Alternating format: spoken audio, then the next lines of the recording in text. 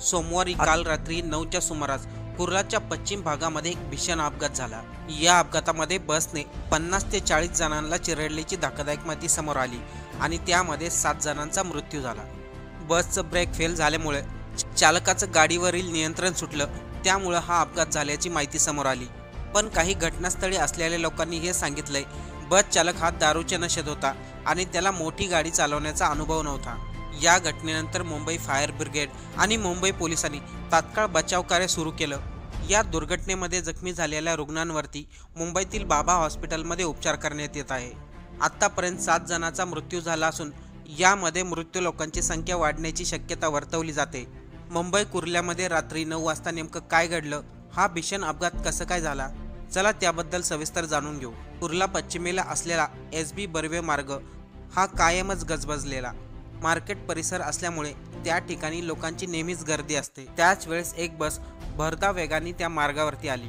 332 क्रमांकाची ही बस कुर्ला पश्चिमेकडून अंधेरीला निघाली होती।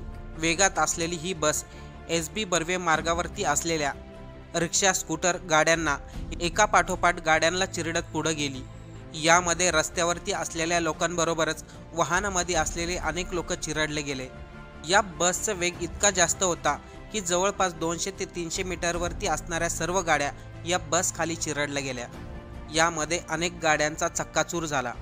त्यानंतर ही बस परिसरामध्ये असलेल्या डॉ. बाबासाहेब आंबेडकरांच्या प्रवेशद्वारातून आतमध्ये जाऊन ही बस एका बिल्डिंगच्या कंपाऊंडला धडकली। या संपूर्ण घटनेचे अनेक व्हिडिओ सोशल मीडियावरती तुफान व्हायरल झालेत। या अपघाताची माहिती मिळताच मुंबई पोलिसांसह मुंबई फायर ब्रिगेडचं पथकही घटनास्थळी दाखल झालं। साधारण रात्री 10:30च्या सुमारास फायर ब्रिगेड पथकाकडून बचाव कार्याला सुरुवात झाली। जखमींना बाहेर काढण्यामध्ये फायर ब्रिगेडच्या जवानांना यश आलं। जखमी रुग्णांना तातडीने उपचार देण्यासाठी त्यांना जवळच असलेल्या बाबा हॉस्पिटलमध्ये दाखल करण्यात आलं। हॉस्पिटलमध्ये रुग्णांवरती उपचार चालू असताना त्यामध्ये 7 जणांचा दुर्दैवी मृत्यू झालाय। या अपघातानंतर SB बर्वे मार्गावरती मोठ्या प्रमाणावरती लोकांची गर्दी झाली। दरम्यान कुर्ला पोलिसांनी बेस्ट बस चालकाला ताब्यात घेतला असून त्याची चौकशी करण्यात येत आहे। संजय मोरे असं या बस चालकाचे नाव आहे। फायर ब्रिगेडकडून हा लेव्हल 1चा अपघात असल्याचं जाहीर करण्यात आलं। बसचा ब्रेक फेल झाला, त्यामुळे बस चालकाचे गाडीवरील नियंत्रण सुटलं आणि त्या कारणामुळे हा अपघात झाला अशी माहिती अगोदर देण्यात आली। तर काही बातम्यांमध्ये आलेल्या माहितीनुसार बस चालक संजय मोरे यांना मोठी बस चालवण्याचा अनुभव नाही।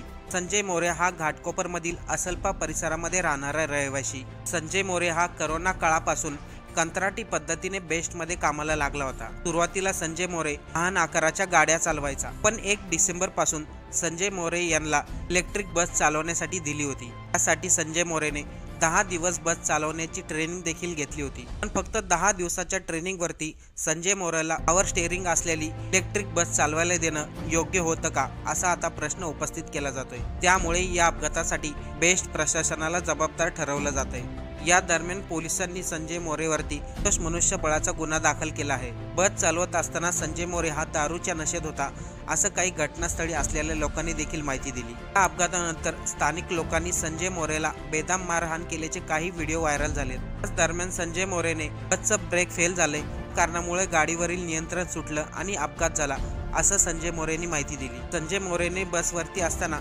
मद्यप्राशन केलं होतं का, याची मेडिकल टेस्ट देखील करण्यात येणार आहे। इकडे संजय मोरे यांच्या घरच्यांनी हे आरोप फेटाळून लावलेत। त्यांनी सांगितलं, संजय मोरे हा कोणत्याही प्रकारचे व्यसन करत नाही। या घटनेनंतर कुर्ल्याचे आमदार कुडाळकर यांनी घटनास्थळी धाव घेतली आणि घटनेची पाहणी केली आणि लोकांना हे आश्वासन दिले, जो कोणी यामध्ये दोषी असेल त्याला शिक्षा नक्कीच मिळेल। ते गाडी चालवत असताना गाडीचा ब्रेक फेल झाला आणि त्यांनी घाबरून ब्रेक ऐवजी ॲक्सिलेटरवरती पाय दिला, त्यामुळे हा अपघात झाला, अशी माहिती आमदार लांडे यांनी देखील दिली। या घटनेनंतर राज्याचे मुख्यमंत्री देवेंद्र फडणवीस यांनी या अपघातामध्ये मृत्यू झालेल्या लोकांना श्रद्धांजली वाहिली, तसेच कुटुंबातील प्रत्येक व्यक्तीला 5 लाख रुपयाची आर्थिक मदतही जाहीर केली आणि जे रुग्ण हॉस्पिटलमध्ये दाखल आहेत त्यांच्यावरती मोफत उपचार करण्याचे आश्वासन दिले। मोरेंना बसचा परवाना देताना सर्व टेस्ट केल्या होत्या का, सर्व कागदपत्राची पडताळणी केली होती का, सर्व घटनेची पोलीस कसून चौकशी करत आहे। पण बेस्ट प्रशासनाने एक उत्तर दिलं, ते म्हणले इलेक्ट्रिकल बसमध्ये जर तांत्रिक काही बिघाड असेल तर ही बस जागेवरच थांबते। त्यामुळे मोरेंवरती मोठा प्रश्नचिन्ह उपस्थित केला जातोय। खरंच मोरे दारूच्या नशेत होते की गाडीचा ब्रेक फेल झाला होता, हे येणाऱ्या माहितीमध्ये समोर येईल।